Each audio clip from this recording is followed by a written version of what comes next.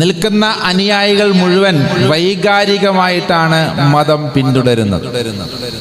ഈ വൈകാരികത ഓരോ മതത്തിലും കൂട്ടിക്കൂട്ടി അവരെ അക്രമ സ്വഭാവത്തിലേക്ക് തള്ളിവിട്ടുകൊണ്ട് മതമില്ലാത്തൊരു സമൂഹം പറയുന്നു, നിങ്ങളെക്കാൾ നല്ല സമൂഹം ഞങ്ങളാണ്, ഞങ്ങൾക്കൊരു ദൈവവുമില്ല, ഞങ്ങൾക്ക് ജീവിതത്തിനെ കുറിച്ചൊരു കാഴ്ചപ്പാടൊന്നുമില്ല, ഇവിടെ ജനിച്ചു നന്നായി ജീവിച്ചു ഞങ്ങൾ മരിച്ചു പോകും.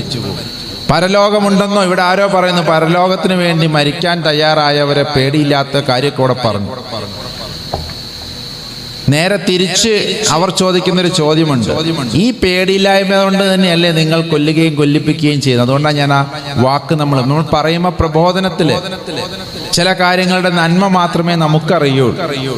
പക്ഷെ ഇതിന്റെ വിമർശനം എന്നോ കാലത്തപ്പുറത്ത് വന്നു കഴിഞ്ഞു. ഇങ്ങനെ ഒരു ചിന്താഗതി ഉള്ളത് കൊണ്ടല്ലേ കൊല്ലാനും കൊല്ലിക്കാനും പൊട്ടിത്തെറിക്കാനും ഒക്കെ നമുക്ക് കഴിയുന്നത്. നമ്മൾ എന്ത് പറയും തിരിച്ച്? ഇവിടെയാണ് നമ്മളൊക്കെ ഒന്ന് കൂട്ടായി ചിന്തിക്കേണ്ടത്. എന്താണ് മതം? എന്താണ് ദൈവം? എവിടെയാണ് നമുക്കൊക്കെ ഒന്നിച്ചിരിക്കാൻ കഴിയുന്നത്? നമ്മുടെ മക്കൾ പഠിക്കുന്നത് ഒരേ വിദ്യാലയത്തിലാണ്. അവിടുന്ന് കിട്ടുന്ന അതേ സയൻസിന്റെയും യുക്തിയുടെയും ഭാഷയിലാണ് എന്റെയും നിങ്ങളുടെയും ഒക്കെ മക്കൾ. എനിക്ക് വ്യക്തിപരമായ മക്കളില്ല, സന്യാസിമാർക്ക് കല്യാണവും കുട്ടികളൊന്നും ഇല്ലാത്തതുകൊണ്ട്. പക്ഷെ എന്റെ വീട്ടിലും അനിയന്മാരും ജ്യേഷ്ഠന്മാരും ഒക്കെ ഉണ്ടാവുമല്ലോ, പെങ്ങന്മാരൊക്കെ ഉണ്ടാവുമല്ലോ, അവർക്കൊക്കെ മക്കളുണ്ടാവുമല്ലോ. ഒരാളെയും ഭയക്കാതെ ഒരു സമുദായത്തിന്റെയും ഭാഗത്ത് നിന്നുകൊണ്ടല്ല, ധർമ്മത്തിന്റെ പക്ഷത്ത് നിൽക്കുന്നതുകൊണ്ടാണ് പേരിന്റെ കൂടെ ധർമ്മപക്ഷ എന്നൊക്കെ ഇവിടേക്ക് എഴുതി. ദീനിന്റെ പക്ഷം, ധർമ്മം എന്ന് പറഞ്ഞ ദീനെന്നർത്ഥം. ദൈവം ഈ ഭൂമിയിൽ അവതരിപ്പിച്ച ഒരൊറ്റ ദീനേ ഉള്ളൂ, ഒരൊറ്റ ധർമ്മമേ ഉള്ളൂ. അതിന്റെ പക്ഷത്ത് നിന്നുകൊണ്ട് സംസാരിക്കാൻ നമുക്ക് കഴിയുന്നില്ല. നമ്മുടെയൊക്കെ പണ്ഡിതന്മാരും അല്ലെങ്കിൽ എല്ലാ മതത്തിലെ പണ്ഡിതന്മാരും അവരുടേതായ ആ ഒരു വിഭാഗത്തിന്റെ ഭാഗത്ത് നിന്ന് പോലും അല്ല സംസാരിക്കുന്നത്. അതാണ് ഏറ്റവും വലിയ പ്രശ്നം. അദ്വൈതികളായിട്ടുള്ള ആചാര്യന്മാര് പോലും, സന്യാസത്തിന്റെ പരമകാഷ്ഠയിലെത്തിയവർ പോലും, അല്ലെങ്കിൽ സംഘടനയെ നമ്മുടെയൊക്കെ ദീനിനെ മുന്നോട്ട് കൊണ്ടുപോകാൻ നിയോഗിക്കപ്പെട്ടവർ പോലും എവിടെയൊക്കെയോ ധർമ്മമാർഗത്തിൽ നിന്ന് വ്യതിചലിക്കുന്നത് പോലെ തോന്നി തുടങ്ങിയത് കൊണ്ടാണ് ഞാൻ നേരത്തെ ചോദിച്ചു, 44 വയസ്സ് വരെ എവിടെയായിരുന്നു, അല്ലെങ്കിൽ 41 വയസ്സ് 42 വയസ്സ് വരെ നിങ്ങളൊക്കെ എവിടെയായിരുന്നു അതിനുള്ള ഉത്തരമാണ് ഇപ്പോൾ പറഞ്ഞുകൊണ്ടിരിക്കുന്നത്. നമ്മൾ വിചാരിച്ചു ഇവരൊക്കെ അത് ശരിയാക്കി കൊടുക്കുമെന്ന്. പക്ഷെ ഇത് ഇങ്ങനെ പോയി കഴിഞ്ഞു കഴിഞ്ഞാൽ എല്ലാവരും പരസ്പരം തീർക്കുന്ന ഒരവസ്ഥയിലേക്ക് വന്നു കഴിഞ്ഞാൽ, ഇത് ബോധപൂർവം ഇവിടെ സൃഷ്ടിക്കപ്പെടുന്നുണ്ട് എന്ന തെളിവ് ലഭിച്ചതുകൊണ്ടാണ് ഞാനൊക്കെ ഇവിടെ നിൽക്കുന്നത്. അല്ലെങ്കിൽ എന്തിനാണ് നിങ്ങളെന്നല്ല, ഈ 30 റബീഉൽ അവ്വൽ മാസത്തിലെ 30 ദിവസങ്ങളിൽ അല്ലെങ്കിൽ 28 ദിവസങ്ങളിൽ 48 പ്രോഗ്രാമുമായി എന്തിനാണ് ഒരു ഹൈന്ദവ ആചാര്യൻ ഇത്തരം വേദികളിൽ വരുന്നത്? കാരണം ചില സൂചനകൾ നൽകാൻ വേണ്ടിയിട്ട് തന്നെയാണ്. ദൈവത്തിനെ പ്രാപിക്കാനും ദൈവത്തിനെ പ്രാർത്ഥിക്കാനും ആരാധിക്കാനും സുജൂദ് ചെയ്യാനും ഒക്കെ നമ്മൾ വേറിട്ട് പോകുന്നു. ഇപ്പോഴും ഈ നിലയിലേക്ക് നമ്മളെ കൊണ്ടെത്തിച്ചില്ലേ? ബീവറേജസിൽ കാണിക്കുന്ന ആ ഒരു ബീവറേജസ് ക്യൂവിൽ കാണുന്ന അച്ചടക്കം പോലും പലപ്പോഴും നമ്മുടെ പരിപാടികൾക്ക് കാണാറുണ്ടോ? ഇതെന്റെ നിങ്ങളുടെ സമുദായത്തിനോടാ ചോദിക്കുന്നത്, അല്ലെങ്കിൽ ഇതിൽ പെടാത്ത ക്രിസ്ത്യൻ സമുദായത്തിനോട് കൂടിയാ ചോദിക്കുക. അവിടുത്തെ ഒരു സഹകരണം പോലും, ഒരു ബീവറേജസ് ക്യൂവിൽ കാണിക്കുന്ന ഒരു സഹകരണം പോലും പലപ്പോഴും പല വിഷയത്തിലും, അടക്ക് വിഷയത്തിലും പല വിഷയത്തിലും നമ്മൾ കാണിക്കുന്നില്ല. അങ്ങനെ നമ്മൾ നേരത്തെ പറഞ്ഞ പോലെ ഇങ്ങനെ ഞങ്ങളുടെ കയ്യിൽ വർഗീയതയില്ലേ, ഞങ്ങളുടെ കയ്യിൽ നിങ്ങൾ ഉദ്ദേശിക്കുന്ന ആളല്ലേ, ഈ കളർ കാണുമ്പോൾ നിങ്ങൾ തെറ്റിദ്ധരിക്കരുതേ, എന്റെ പൊട്ട് കാണുമ്പോൾ എന്റെ കെട്ട് കാണുമ്പോൾ ഇത് ഞങ്ങളിൽ വർഗീയതയുള്ള ആളുകളല്ലേ എന്നിങ്ങനെ വിളിച്ചു പറയേണ്ടുന്ന ഒരു ഗതികേടിലേക്ക് ഞങ്ങളെ എത്തിച്ചിരിക്കുന്ന പോലെ നിങ്ങളെയും എത്തിച്ചിരിക്കുക. ഓരോ മീറ്റിങ്ങുകളിലും നമ്മൾ പറയുകയാണ് ഇവർ ഞങ്ങളിൽപ്പെട്ടവരല്ല, അല്ലെങ്കിൽ ഈ വർഗീയത ഞങ്ങൾ അംഗീകരിക്കുന്നില്ല. എന്നിട്ടോ നമ്മുടെ ഇടയിൽ നിന്ന് തന്നെയാണ് ഇവരൊക്കെ പുറത്തോട്ട് ഇറങ്ങി ഇതൊക്കെ ചെയ്യുന്നത്. ഇതിനൊരു പരിഹാരം കണ്ടേ പറ്റൂ. ഞാനും നിങ്ങളും ഒന്നിച്ചിരിക്കുന്നിടത്തുനിന്ന് തുടങ്ങുന്നു, അല്ലെങ്കിൽ നമുക്ക് ഇത്തരം വേദികൾ ഇനിയും ഒന്നിച്ചിരിക്കാൻ കഴിയുന്നിടത്തുനിന്ന് തുടങ്ങുന്നു ഇതിനുള്ള പരിഹാരം. ഇത് വേണമോ വേണ്ടയോ എന്ന് മാത്രമാണ് നിങ്ങളുടെയും എന്റെയും മുമ്പിലുള്ള ചോദ്യം. ഞാൻ തയ്യാറാണ്. ഇക്കണ്ട ബുദ്ധിമുട്ടുകളൊക്കെ സഹിച്ചു നമ്മൾ വരുന്നത്. ആർക്കെങ്കിലും എവിടെയെങ്കിലും ഒരു ചെറുപ്പക്കാരനെങ്കിലും ഒരു ഫിത്തനയിൽ നിന്ന് മാറാൻ തോന്നിക്കഴിഞ്ഞാൽ അവൻ്റെ ഈമാൻ വർദ്ധിക്കണമെന്ന് എനിക്ക് അറിഞ്ഞുകൂടാ. അതിനുള്ള പ്രസംഗമൊക്കെ ഞാൻ പ്രസംഗിക്കുന്നുണ്ടോയെന്ന് അറിയില്ല. അതിനൊക്കെ ഇനി ഇവിടെ ആലിമ്യങ്ങളൊക്കെ ഉണ്ട്. പക്ഷെ ഒന്ന് എനിക്ക് ഉറപ്പ് തരാൻ പറ്റും, ഇത് കൃത്യമായി ഒന്ന് മനസ്സിലാക്കിയാൽ ഒരാളെങ്കിലും ഒരു തെറ്റിൽ നിന്ന് മാറാനുള്ള സാധ്യത ഞാൻ കാണുന്നു. മതപരമായൊരു തെറ്റ്, മതത്തിന്റെ പേരിൽ മാനവികതയ്ക്കെതിരെ പോകുന്ന ആ സ്വഭാവത്തിൽ നിന്നൊന്ന് മാറാൻ നമ്മുടെ മക്കളിൽ ആർക്കെങ്കിലും ഒരാൾക്ക് സാധിക്കുമെന്ന് എനിക്ക് ഉറപ്പാണ്. അത്ര മാത്രമേ ഞാനിത് കൊണ്ട് ഉദ്ദേശിക്കുന്നു. അതിലപ്പുറത്തേക്കൊന്നും ഉദ്ദേശിക്കാനുള്ള ശക്തിയും ധൈര്യവും ഒന്നും നമുക്ക് ദൈവത്തിന്റെ തിരുമുമ്പാകെ ഇല്ല. അല്ലാണ്ട് ഇത് ചെയ്തത് കൊണ്ട് അവിടെ പ്രത്യേകിച്ച് സ്വർഗം കിട്ടുമെന്നോ, അങ്ങനെയൊക്കെ കിട്ടട്ടെ. കാരണം ഓരോ മതത്തിന്റെയും ധർമ്മത്തിന്റെ ദർജ ഉയർത്തിയവരുടെ കൂട്ടത്തിൽ നമ്മൾ പെടണം. നല്ല മാർഗത്തിൽ മറ്റുള്ളവരോട് സംസാരിച്ചവരുടെ കൂട്ടത്തിൽ നമുക്ക് പെടണം. റസൂലുള്ളാഹിയെ സ്നേഹിച്ചവരുടെ കൂട്ടത്തിൽ പെടണം. ഇല്ലേ? പ്രവാചകന്മാരെയും ഗുരുക്കന്മാരോടൊക്കെ ഹുബ്ബ് വെച്ചവരുടെ കൂട്ടത്തിൽ നമ്മൾ പെടണ്ടേ? അങ്ങനെയൊക്കെ ഉണ്ടാകട്ടെ. പക്ഷെ ഇതിന്റെ ഇടയിൽ ഉദ്ദേശിക്കപ്പെടുന്ന ഇതാണ്, അറിഞ്ഞോ അറിയാതെയോ നമ്മുടെ കയ്യിൽ ആയുധങ്ങൾ നൽകുന്നത് ആരാണ്? 150 വർഷം കഥ കേൾക്കണം നിങ്ങൾ. കഥയല്ല, സംഭവമാണ്. 150 വർഷങ്ങൾക്ക് മുമ്പേ അവർ തീരുമാനിച്ചു ശാസ്ത്രം എന്ന് പറയുന്ന മതമാക്കി വളർത്തണം. ഇന്ന് ഡെൻമാർക്കിലും ഇന്ന് മറ്റേ നേരത്തെ പറഞ്ഞ സ്കാൻഡിനേവിയൻ രാജ്യങ്ങളിലും ഉള്ളതുപോലെയുള്ള ഒരു ഭരണ സംവിധാനം മുന്നോട്ട് കൊണ്ടുവരണം. അവിടെ അവർ ഒന്നിച്ചിരിക്കുന്നത് ശാസ്ത്രത്തിന്റെ പേരിലാണ്. അവിടെ എല്ലാവർക്കും ഐഫോൺ ഉണ്ട്, അല്ലെങ്കിൽ എല്ലാവർക്കും മെഡിക്കൽ ഇൻഷുറൻസ് ഉണ്ട്. അവിടെ എല്ലാവർക്കും മിനിമം വേതനങ്ങളുണ്ട്. അവിടെ ആർക്കും ആരെയും ഭയപ്പെടേണ്ടതില്ല. തുണി ഉടുത്ത് നടന്നാലും തുണി ഉടുക്കാണ്ട് നടന്നാലും അവർക്കൊരു പ്രശ്നവുമില്ല. ആരാരെയും വീട്ടിൽ വിളിച്ചു കൊണ്ടുപോയാലും ഒന്നിനും ഒരു പ്രശ്നമില്ല. നേരത്തെ അദ്ദേഹം പറഞ്ഞ പോലെ ഇതൊന്നും ഒരു പ്രശ്നമില്ലാത്ത രാജ്യമാണ്. ആരും അതിനെക്കുറിച്ച് ചോദ്യം ചെയ്യത്തില്ല. നിങ്ങളുടെ ഇഷ്ടത്തിന് നിങ്ങൾക്ക് പോകാം. കാരണം ദൈവമില്ല, പരലോക ശിക്ഷയോ ജീവിതമോ ഒന്നും തന്നെ ഇല്ല. പിന്നെ എന്തിനാ പേടിക്കുന്നത്? ഈ രീതിയിലേക്ക് നന്മയുള്ളവരായി മാറി നിങ്ങളുടെ ഇഷ്ടത്തിനനുസരിച്ച് ജീവിക്കുക എന്ന സംവിധാനം ഏറ്റവും കൂടുതൽ കൊണ്ടുവരാൻ അവർ തീരുമാനിച്ചത് ശാസ്ത്രത്തിന്റെ വളർച്ചയിലൂടെയാണ്. ഇന്ന് എവിടെ വരെ എത്തി നിൽക്കുന്നു? എല്ലാം വേണം, ഫേസ്ബുക്കും എല്ലാം വേണം. പക്ഷേ അതിനേക്കാൾ കൂടുതൽ ഇന്ന് അതിന്റെ ദോഷ വശങ്ങളിലേക്കാണ് നമ്മളൊക്കെ പോയിക്കൊണ്ടിരിക്കുന്നത്. ഇത് പറഞ്ഞു കൊടുക്കാൻ ആർക്ക് കഴിയും? ഏതാണ് വേദികൾ? ഏത് വേദിയിൽ ഇത് പറയും? അതുകൊണ്ടാണ് ഇത്തരം വേദികളിലൊക്കെ ഞങ്ങൾ എത്ര ബുദ്ധിമുട്ടിയാൽ ഇന്നത്തെ ദിവസത്തേക്ക് വേണ്ടി 18ഓളം പ്രോഗ്രാമുകളുടെ വിളി എനിക്ക് വന്നതാ. 18 പ്രോഗ്രാമിൽ ഇതിനെക്കാട്ടിലും ആളുകൾ, ജനകോടികൾ, ആയിരങ്ങൾ നിറഞ്ഞിരിക്കുന്ന സദസ്സ് കഴിഞ്ഞിട്ട് അങ്ങോട്ട് വന്നിരിക്കും. കാരണം എന്താ പറയുക, പറഞ്ഞ വാക്കിന്റെ വില. ഇവിടെ എത്ര ആളുണ്ടെന്ന് ഞാൻ നിങ്ങളോട് ചോദിച്ചില്ല. നിങ്ങൾ എന്ത് തരുമെന്ന് ഞാൻ ചോദിച്ചിട്ടുണ്ടോ? ഇവിടെ ഉണ്ടെങ്കിൽ തുറന്നു പറയണം. സ്വാമി ഇത്രയും പൈസ പറഞ്ഞാൽ അവിടെ വന്നിരിക്കുന്നത്, ഇറങ്ങുന്ന സമയത്ത് ഇത്രയും പൈസ തരണം എന്ന് പറഞ്ഞിട്ടുണ്ടെങ്കിൽ ഇപ്പൊ ഇതിന്റെ കമ്മിറ്റിക്കാർ പറയണം.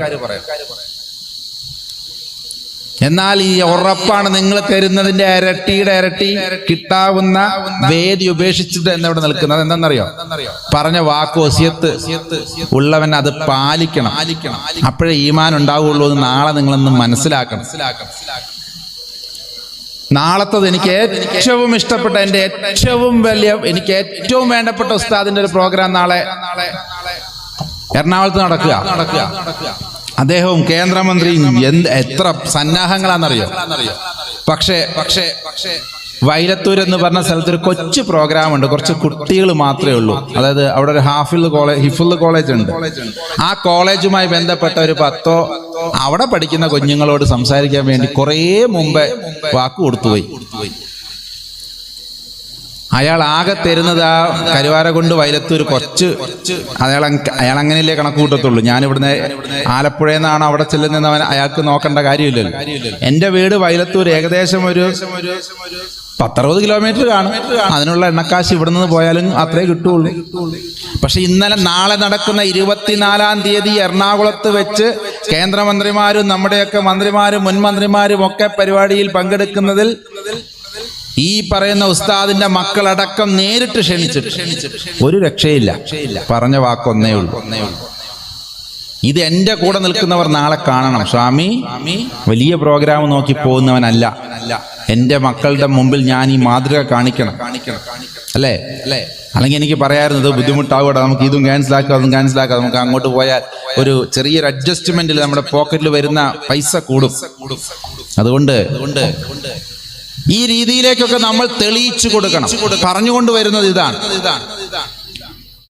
150 വർഷങ്ങൾക്ക് മുമ്പ് അവർ ഒരു തീരുമാനമെടുത്തു, മതങ്ങളെ അപ്രസക്തമാക്കണം. ഇത്രയും സസ്പെൻസ് ഇതാണ്. മതം ഇനി ലോകത്തിൽ വേണ്ട. ഉണ്ടായിക്കോട്ടെ, കുഴപ്പമൊന്നുമില്ല, പക്ഷെ തമ്മിൽ തള്ളുന്ന മതമായിരിക്കണം. വിഭാഗങ്ങൾ ഓരോ ദിവസം വളരുന്തോളും അങ്ങനെ പറയാറുണ്ടല്ലോ, വളരുന്തോറും പിളരുന്ന മതമാക്കണം. ഒരു വിഭാഗത്തിന് മറ്റൊരു വിഭാഗത്തിനെ കണ്ട അടി കൂടുന്ന മതമാക്കണം. അപ്പോഴും അതിലെന്തുണ്ട്? ഒരുപാട് ബിസിനസ് ഉണ്ട് അല്ലേ? ഇപ്പൊ ഒരു പള്ളിയുമായി അല്ലെങ്കിൽ സമുദായമായി അടി കൂടി കഴിഞ്ഞാൽ എത്ര കോടി രൂപ യാക്കോബായ ഓർത്തഡോക്സ് അടിക്ക് വേണ്ടി ഇവിടെ ചെലവാക്കപ്പെട്ടു. അത് സ്പോൺസർ ചെയ്യാനുള്ള ഒരാളുണ്ട് അല്ലേ? 2 കൂട്ടരുടെ ഇടയിലും പ്രബലരായ ബിസിനസ്സുകാരുണ്ട്.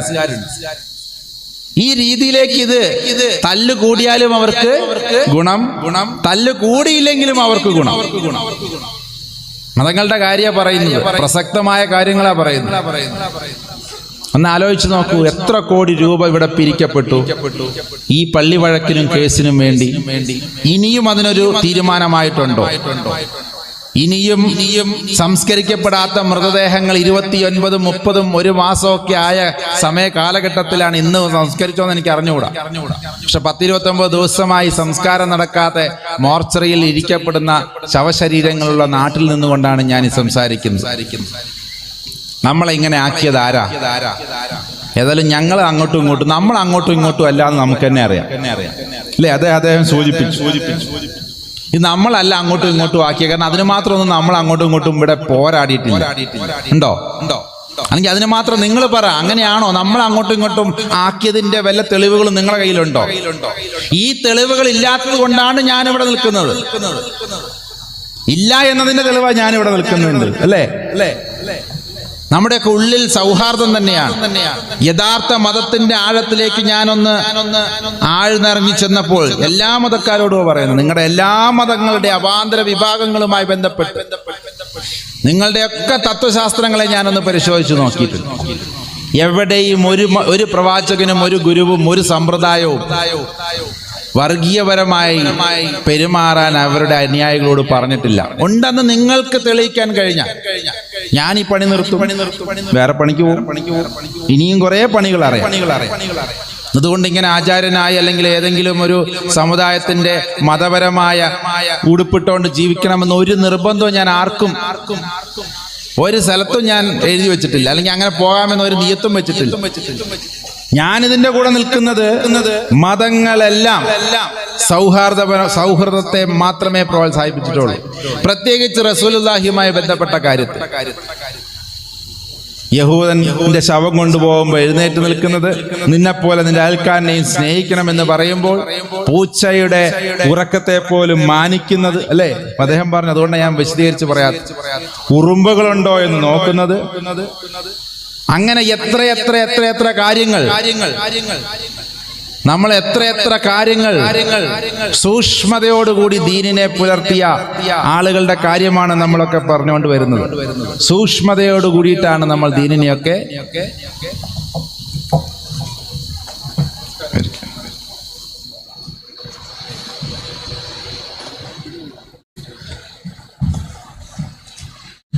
പക്ഷേ എവിടെയാണ് മതങ്ങളെയൊക്കെ എമിഗ്രൻസ് ക്ലിയറൻസിന് വേണ്ടി വെച്ചുകൊണ്ടിരിക്കാനുള്ള കാരണക്കാരാക്കിയത് എന്താണ്? അല്ലെങ്കിൽ ആ സാഹചര്യം വന്നത് എന്തുകൊണ്ടാണ്? അതാണല്ലോ നമ്മുടെ ചർച്ച. അതായിരിക്കണം നമ്മുടെ ചർച്ച. ഇത് ഞങ്ങളുടെ രീതിയല്ല, ഇത് ഞങ്ങളിൽ നിന്നുള്ളതല്ല എന്ന് പറയാൻ നമുക്ക് കഴിയാത്ത വിധം നമ്മളുടെ ഇടയിലേക്ക് ഇത്തിക്കണ്ണികളെ പോലെ ഇത്തരം ആളുകളെ ഇറക്കിയതാരാ? ഇതൊക്കെ ഒന്നൊരു ചർച്ചയിൽ വരണ്ടേ? ഇവിടെയാണ് ഞാൻ പറഞ്ഞത്, നമ്മുടെ പൊതുശത്രു എന്ന് പറയുന്ന നമ്മൾ വിചാരിക്കാത്ത ആളുകളാണ്. അതേതെങ്കിലും രാഷ്ട്രീയ പാർട്ടികളല്ല, ഏതെങ്കിലും ഇതര സമുദായങ്ങളല്ല, അല്ലെങ്കിൽ നമ്മളുടെ ഇടയിൽ തന്നെയുള്ള മറ്റു വിഭാഗങ്ങളല്ല. ഇവരൊക്കെ ഈ ചേരിതിരിവ് പോലും വളർന്നത് റഹ്മത്താണെന്ന് ഹദീസ് ഉണ്ട്, അറിയോ നിങ്ങൾക്ക്? അങ്ങനെ കാണുന്ന മതമാണ് ഇസ്ലാം മതം. അതായത് പണ്ഡിതന്മാരുടെ ഇടയിലെ അഭിപ്രായ വ്യത്യാസം പോലും സമൂഹത്തിന് റഹ്മത്താണെന്ന് പറയുന്നത് അങ്ങനെ ഒരു ആപ്തവാക്യമുണ്ട്. ഉസ്താദിനോട് ചോദിച്ച ഉസ്താദ് പറയും ഇഖ്ലാത്തിൽ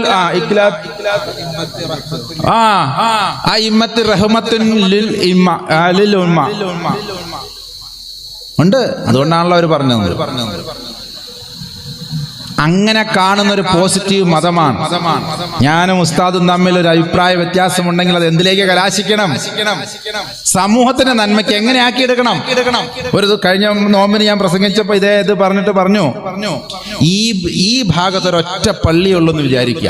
അപ്പൊ എന്നെ കിറ്റ് വിതരണത്തിന്റെ ഉദ്ഘാടനത്തിനാണ് വിളിച്ചിരിക്കുന്നത്.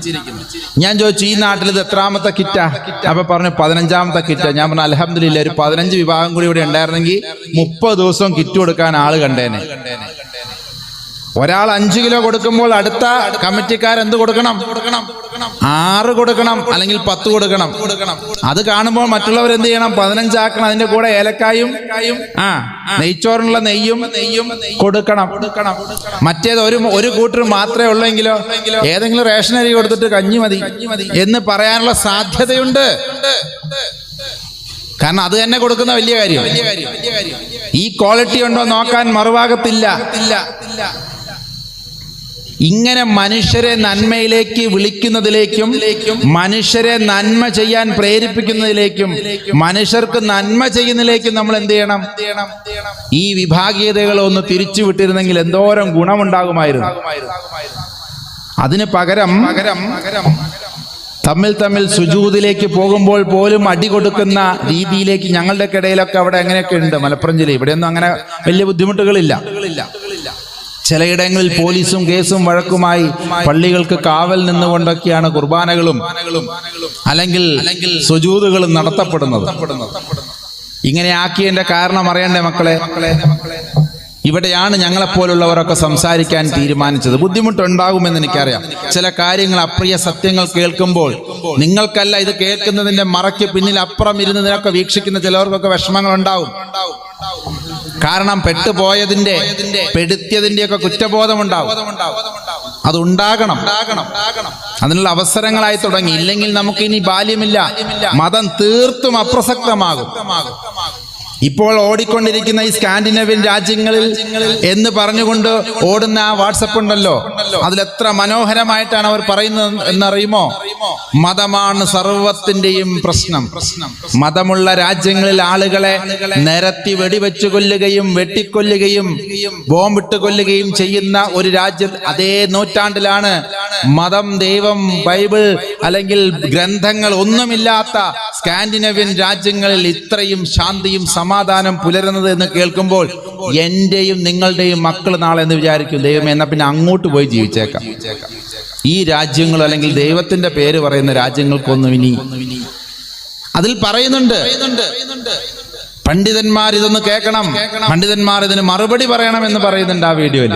എന്ത് മറുപടിയാ നമ്മൾ പറയാ മക്കളെ? ഇവിടെയാണ് നമ്മൾ ഒന്നിച്ചു നിന്നുകൊണ്ട് ഇതിനെ ചിന്തിക്കേണ്ടത്. സത്യത്തിൽ എന്താണ് ധർമ്മം എന്നതുകൊണ്ട് നമ്മൾ ഉദ്ദേശിച്ചത്? അല്ലേ? അദ്ദീനു അനസീഹ എന്ന് നിങ്ങൾ പറയും. എന്താ പറയാ അതിന്റെ അർത്ഥം? ദീനിന് ഗുണകാംക്ഷയുണ്ട്, ദീനിൽ ഒരുപാട് ഗുണങ്ങളുണ്ട്. ദീനിന്റെ ആകെ ഉദ്ദേശം അത് ഗുണമാണ്. ധർമ്മോ രക്ഷതി രക്ഷിത എന്ന് ഞങ്ങൾ പറയും. ധർമ്മത്തെ ആചരിച്ച് കൊണ്ടു നടക്കുന്നവൻ ആ ധർമ്മം തന്നെ തിരിച്ച് രക്ഷ നൽകും. ഇതില്ല എന്ന് തെളിയിക്കലാണ് മറ്റുള്ളവരുടെ ഉദ്ദേശം. ഇങ്ങനെയൊന്നും സാധനം ഇല്ല. എന്ത് ധർമ്മം, എന്ത് ദീന്? മനുഷ്യനെ സ്നേഹിക്കണമെങ്കിൽ ദീന് വേണം. അങ്ങനെ കിതാബിൽ പറഞ്ഞെങ്കിലേ സ്നേഹം വരുള്ളൂ. ഞങ്ങൾക്ക് ഇതൊന്നും ഇല്ലാണ്ട് ഞങ്ങൾ സ്നേഹിക്കുന്നുണ്ടല്ലോ. കഴിഞ്ഞില്ലേ? ഇത് കേൾക്കാൻ നമ്മളുടെയൊക്കെ സെക്യുലർ വിദ്യാഭ്യാസം നേടിയ മക്കളും നമ്മൾ ഉപയോഗിക്കുന്നതിനേക്കാൾ നന്നായി മിടുക്കോടുകൂടി ഈ മുൻനിരയിൽ ഇരിക്കുന്ന കുട്ടികൾ വാട്സപ്പ് ഉപയോഗിക്കും. അവർ ലോക്ക് തുറക്കും. ഞാൻ വെല്ലുവിളിക്കുന്നു, ഇവിടുത്തെ ഏറ്റവും പ്രായം കൂടിയ വ്യക്തിയുടെ കയ്യിൽ ഞാനൊരു ഫോൺ തരാം, ഏറ്റവും പ്രായം കുറഞ്ഞ ഒരാളുടെ കയ്യിലും ഫോൺ തരാം. അത് ഏറ്റവും കൂടുതൽ കൃത്യമായി ഉപയോഗിക്കുന്നത് പ്രായം കുറഞ്ഞ ആളായിരിക്കും. ഈ വിവരങ്ങളൊക്കെ അതിൽ നിന്ന് മറച്ചു വെക്കാൻ നമുക്ക് കഴിയില്ല. അതുകൊണ്ടൊന്ന് ചിന്തിക്കേണ്ടതുണ്ട്. നമ്മൾ ഒന്നിക്കേണ്ടതുണ്ടോ? ഒന്നിക്കാവുന്ന കാര്യങ്ങളിൽ നമുക്കൊന്ന് വേദി പങ്കിട്ടെടുത്തൂടെ? ഇപ്പൊ പ്രസംഗമൊക്കെ നന്നായി ഞാൻ അടുത്ത കൊല്ലം കാണാം ഇൻഷാ അല്ലാഹ് അതും പറഞ്ഞിട്ടാ വിടുന്നത് അല്ലേ? നമ്മൾ അങ്ങനെയൊക്കെ കണ്ടാൽ മതിയോ? ഇടയ്ക്കിടയ്ക്കൊക്കെ നമ്മൾ പിള്ളേരോട് ഇങ്ങനെയൊക്കെയുള്ള സംസാരങ്ങൾ സംസാരിക്കേണ്ടത് നമുക്ക്. എന്റെ മതത്തിൽ കാണുന്ന ബുദ്ധിമുട്ടുകൾക്കുള്ള പരിഹാരം എന്തെന്ന് ഞാൻ അന്വേഷിച്ചു. പ്രത്യേകിച്ച് ഹിന്ദു മതത്തിൽ അവരുദ്ദേശിച്ചത് എന്തെന്നറിയോ? സത്യം പറഞ്ഞാൽ 150 വർഷങ്ങൾക്ക് മുമ്പ് ഈ പരിപാടി നടത്തിയവർ ഉദ്ദേശിച്ചത് ആദ്യം ഇസ്ലാമിനെ ഇല്ലാതെയാക്കണം. കാരണം ഇസ്ലാമിന്റെ പ്രസക്തി താരതമ്യേന ഒരു പുതിയ മതമായതുകൊണ്ട് തന്നെ, ഗോത്രവർഗ സ്വഭാവത്തിന്റെ അവസാനമായതുകൊണ്ട് തന്നെ നബുവത്ത് സംവിധാനം ഇല്ലാതെയായിക്കൊണ്ടിരിക്കുന്ന കാലഘട്ടമായിരുന്നു. നബിയോടുകൂടി ആ നബുവത്ത് സംവിധാനം ദൈവം നിർത്തലാക്കി. റേഡിയോ നിർത്തലാക്കി എന്നൊക്കെ പറയുന്ന പോലെ ആശയവിനിമയ സംപ്രേഷണത്തിന് വേണ്ടി ഇപ്പോൾ ആരും റേഡിയോയെ ആശ്രയിക്കാറില്ല എന്ന് പറയുന്ന പോലെ നബിമാരിലൂടെ ഇനി നബിമാരെപ്പോഴും ഓരോ വർഗത്തിന് ഞാൻ ഓരോ നബിമാരെ അയച്ചിരിക്കുന്നു എന്നാണ് ഖുറാനിൽ പറയുന്നത്. 1,24,000 അല്ലേ? എങ്ങനെയല്ലേ? ഓരോ സമൂഹത്തിനും. അപ്പൊ ഓരോ സമൂഹത്തിനുമാണ് ഓരോ നബിമാരെ അയച്ചിരിക്കുന്നതെങ്കിൽ ആധുനികതയുടെ അല്ലെങ്കിൽ ഗോത്ര സ്വഭാവങ്ങളുടെ ആ സ്വഭാവം ഇല്ലാതെയായിക്കൊണ്ടിരിക്കുന്ന ഒരു കാലഘട്ടത്തിലാണ് റസൂലുള്ളാഹി വന്നത്. കാരണം അവസാനത്തെ ഗോത്രവർഗത്തിന്റെ അല്ലെങ്കിൽ ഒരു സ്വഭാവത്തിന് വേണ്ടി. എന്നിട്ട് അദ്ദേഹം അവിടെ നിന്നുകൊണ്ട് എന്ത് പറയാ, ഇനി അങ്ങോട്ട് ലോകത്തിൽ എല്ലാവർക്കും കൂടി വേണ്ടിയിട്ടാണ് മതം, എല്ലാവർക്കും കൂടി വേണ്ടിയിട്ടാ. കാരണം ഞങ്ങൾ തന്നെ കച്ചവടത്തിന് വേണ്ടി ലോകം മുഴുവനും പോകുന്നവരാ, എല്ലാവരെയും ഒന്നിച്ച് കൊണ്ടുപോകണമെന്ന് പറയുന്നവരാ, ഇതിന് ദീനിന് വിശാലമായ അർത്ഥം വേണമെന്ന് പറയുന്നവരാ. അതുകൊണ്ട് തന്നെ യഹൂദൻ പറയുന്ന പോലെ ദൈവത്തിന്റെ സ്വന്തം ജനവും തെരഞ്ഞെടുക്കപ്പെട്ട ജനവും എന്ന രീതിയിലുള്ള പ്രബോധനമല്ല, അല്ലെങ്കിൽ നിങ്ങൾ മാത്രം ദൈവത്തിന്റെ ആളുകൾ എന്ന് പറയുന്ന യഹൂദന്റെ ആ രീതിയല്ല റസൂലുള്ളാഹിയുടെ രീതി. അവസാനത്തെ സംസാരത്തിൽ അദ്ദേഹം അത് പറയുന്നുണ്ടല്ലോ. എന്താ? അനറബിക്ക് അറബിയേക്കാൾ ഒരു കുറവുമില്ല, അറബിക്ക് അനറബിയേക്കാൾ എന്തെങ്കിലും ശ്രേഷ്ഠതയില്ല. കറുത്തവനെന്നോ വെളുത്തവനെന്നോ ഇന്ന ഗോത്രമെന്നോ ഇന്ന വംശമെന്നോ എന്റെ മുമ്പിൽ ഇനി അങ്ങോട്ടുണ്ടാകാൻ പാടില്ല എന്ന് പറയുന്ന നബിയുടെ ഉദ്ദേശം എന്താ? കറുത്തവനെയും വെളുത്തവനെയും ഒന്നിച്ചു നിർത്തി നിസ്കരിപ്പിച്ചത്. സത്യം പറഞ്ഞാൽ 2 വ്യക്തികളാണ് കഅബ ദേവാലയത്തിന്റെ പരിസരത്ത് അന്ന് തിരിച്ചു വന്നപ്പോൾ ദിഗ്വിജയം നടത്തിയപ്പോൾ അതിനുള്ളിലേക്ക് കയറിയതെന്ന് ഞാൻ മനസ്സിലാക്കുന്നു. ഒന്ന്, റസൂലുള്ളാഹിയുടെ ചുമലിൽ തന്നെ ചവിട്ടിക്കേറിക്കൊണ്ട് ബിലാലിനെ കൊണ്ട് വാങ്ക് വിളിപ്പിച്ചു, കഅബയുടെ മേലെ കയറ്റി നിർത്തിക്കൊണ്ട് റസൂലുള്ളാഹി അതിന്റെ ഉള്ളിൽ പോയി നമസ്കരിച്ചു. ഒന്ന് ആലോചിച്ച് നോക്കൂ, കറുത്തവരിൽ കറുത്തവനായ ബിലാലിനെ കൊണ്ടാണ് അത് ചെയ്യിപ്പിച്ചത്. സയ്യിദുനാ ബിലാൽ അലൈഹിസ്സലാമിനെ കൊണ്ടാണ്, റളിയല്ലാഹു അൻഹുവിനെ കൊണ്ടാണ് അത് ചെയ്യിപ്പിച്ചത്. അതേപോലെ സൽമാനുൽ ഫാരിസി, വെളുത്തവരിൽ വെളുത്തനാൻ, ഫാർസി വിഭാഗത്തിൽപ്പെട്ട ആളാ, ഫാർസി മതക്കാരനാ. അതാണ് ഈ ഫാരിസി എന്ന് പറയുന്നത്. നല്ല ചുമന്ന് തുടുത്ത് വെളുത്ത 2 പേരെയും ഒരേ സ്വഫിൽ നിർത്തി വിപ്ലവം സൃഷ്ടിക്കുകയായിരുന്നു. കാരണം നബുവത്തിന് അവസാനിക്കുന്നതിന്റെ ലക്ഷണങ്ങൾ അങ്ങനെയൊക്കെയാ. പിന്നീട് അങ്ങോട്ട് ഗുരുസമ്പ്രദായമുണ്ടെന്ന് ചിലരെങ്കിലും സമ്മതിക്കുന്നു, ചില വിഭാഗങ്ങളെങ്കിലും പറയുന്നു. പിന്നീട് അങ്ങോട്ട് വലിയകളാണ്. ഒരുപക്ഷെ നബിമാരുണ്ടാവാനുള്ള സാധ്യത അതോടുകൂടി അവസാനിച്ചു എന്ന് പറയുമ്പോൾ നമ്മൾ മനസ്സിലാക്കണം, ദൈവത്തിന്റെ കമ്മ്യൂണിക്കേഷൻ ഒരുപക്ഷെ പിന്നീട് വലിയകളുമായിട്ട് ഗുരുക്കന്മാരിലൂടെ ആയിരിക്കും. ആണോ അല്ലയോ എന്നൊക്കെ പല തർക്കങ്ങളും നടക്കുന്നുണ്ട്. ഏതായാലും ആണെങ്കിലും അല്ലെങ്കിലും അത് എന്റെ വിഷയമല്ല. ഞാൻ പറയുന്നത് ഇതാണ്, ഒരു ഗോത്ര സ്വഭാവത്തിന്റെ അവസാനം അതോടുകൂടി നമ്മൾ കണ്ടു. അതുകൊണ്ട് അവസാനത്തെ നബിയാണ് മുഹമ്മദ് എന്ന് പറയുന്നതിൽ എനിക്ക് ആശയപരമായ വിയോജിപ്പൊന്നുമില്ല, ഞാനത് അംഗീകരിക്കുന്നു. അവസാനത്തെ നബി തന്നെ ആയിരിക്കണം മുഹമ്മദ് നബി. അതുകൊണ്ടാണ് 150 വർഷങ്ങൾക്ക് മുമ്പ് ആദ്യത്തെ നറുക്ക് ആർക്ക് വീണത്? മുസ്ലിം ഇസ്ലാമിനെ തകർക്കണം. കാരണം ഇസ്ലാമിനെ തകർക്കാൻ കാരണം 2-3 കാരണങ്ങളുണ്ട്. ഒന്ന്, അത് ഏറ്റവും ലാസ്റ്റ് മതം. മാത്രമല്ല ലോകത്തെ ഒന്നുകൂടി വിശാലമായി കാണാൻ അതിൽ തന്നെ കുറേ നിയമങ്ങളുള്ള മതം. നേരത്തെ പറഞ്ഞതുപോലുള്ള ഒരുപാട് കാര്യങ്ങൾ അതിലുണ്ട്. കച്ചവടം ചെയ്യുമ്പോൾ സൂക്ഷ്മത പാലിക്കാൻ പറഞ്ഞ മതം. അതിനു മുമ്പുള്ള പലതും ഫിലോസഫിയിൽ അധിഷ്ഠിതമായ മതങ്ങളായിരുന്നു എങ്കിൽ ഇസ്ലാമിനെ സംബന്ധിച്ചിടത്തോളം നിയമങ്ങൾ കൃത്യമായി നൽകപ്പെട്ട മതമാണ്. ഒരൊറ്റ ഉദാഹരണം പറയാം. നിന്നെപ്പോലെ നിന്റെ അയൽക്കാരനെ സ്നേഹിക്കുക എന്ന് ഈസാ നബി അലൈഹിസ്സലാം പറഞ്ഞു. നല്ലതാ, ബൈബിളിലുണ്ട്, മത്തായി സുവിശേഷത്തിലുണ്ട്. പക്ഷെ അത് ചെയ്താൽ എന്താ ഗുണം, ചെയ്തില്ലെങ്കിൽ എന്താ തെറ്റ്, അല്ലെങ്കിൽ എന്താ അനുഭവിക്കേണ്ടി വരിക എന്ന് അവിടെ പറഞ്ഞിട്ടില്ല. അതിനേക്കാൾ ഒന്നുകൂടി അതേ ആശയത്തെ റസൂലുള്ളാഹി പറഞ്ഞപ്പോഴോ എങ്ങനെയാ വന്നത്? മുഹമ്മദ് നബി സല്ലല്ലാഹു അലൈഹി വസല്ലം തങ്ങൾ പറഞ്ഞപ്പോൾ എങ്ങനെയാ വന്നത്? അയൽവാസി പട്ടിണി കിടന്നാൽ നീ ഞങ്ങളിൽ പെട്ടവനല്ല. രണ്ട് കാര്യങ്ങളെ നമ്മൾ രണ്ട് രീതിയിൽ അത് ചിന്തിക്കണം. അയൽവാസി പട്ടിണി കിടക്കരുത്, നിന്നെപ്പോലെ നിന്റെ അയൽക്കാരനെ സ്നേഹിക്കുക എന്ന് പറഞ്ഞ് നിർത്തിയില്ല. അതിനുള്ള ശിക്ഷ അവിടെ തന്നെ പറഞ്ഞു. നീ ഈ ഉമ്മത്തിൽ നിന്ന് അല്ലെങ്കിൽ എന്നിൽ പെട്ടവൻ എന്ന ഐഡന്റിറ്റിയിൽ നിന്ന് you will be automatically excommunicated. നമ്മൾ അതിൽ നിന്ന് അന്യതാവൽക്കരിക്കപ്പെട്ടു പോകും. നമ്മൾ പിന്നെ അതിന്റെ ആളുകളാണെന്ന് പറയാനുള്ള അവകാശം നഷ്ടപ്പെടുകയാണ്.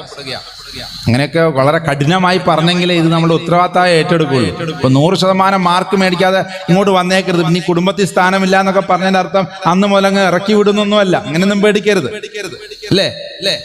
അല്ലെങ്കിൽ മുഴുവൻ മാർക്ക് മേടിക്കാതെ വന്നു കഴിഞ്ഞാൽ ഞാൻ നിന്റെ വാപ്പയാണെന്ന്, എന്നെ പിന്നെ നീ വാപ്പാന്ന് വിളിക്കേണ്ടെന്നൊക്കെ പറഞ്ഞു കഴിഞ്ഞാൽ കഠിനമാണ്. പക്ഷേ ആ ഉദ്ദേശശുദ്ധി എന്താ? നീ മാക്സിമം ശ്രദ്ധിക്കണം, അല്ലേ എന്ന് പറയുന്ന പോലെ നമ്മൾ ഈ സമൂഹത്തിൽ നിലനിൽക്കുമ്പോൾ മാക്സിമം ശ്രദ്ധിക്കണം എന്നാ പറയണേ. ആരെങ്കിലും പട്ടിണി കിടന്ന് ചത്തു കഴിഞ്ഞാൽ ഉടനെ ഒരാളുടെ ഈമാനും തൗഫീക്കും ഹിദായത്തും ഒക്കെ അങ്ങ് പോകുമെന്ന് വിചാരിക്കുക. ആ അർത്ഥത്തിലല്ല പറയുന്നെങ്കിലും അങ്ങനെ പറയാൻ ധൈര്യം കാണിച്ച ഒരു റസൂലിനെയാണ് നമ്മൾ ഇന്ന് ഓർക്കേണ്ടത്.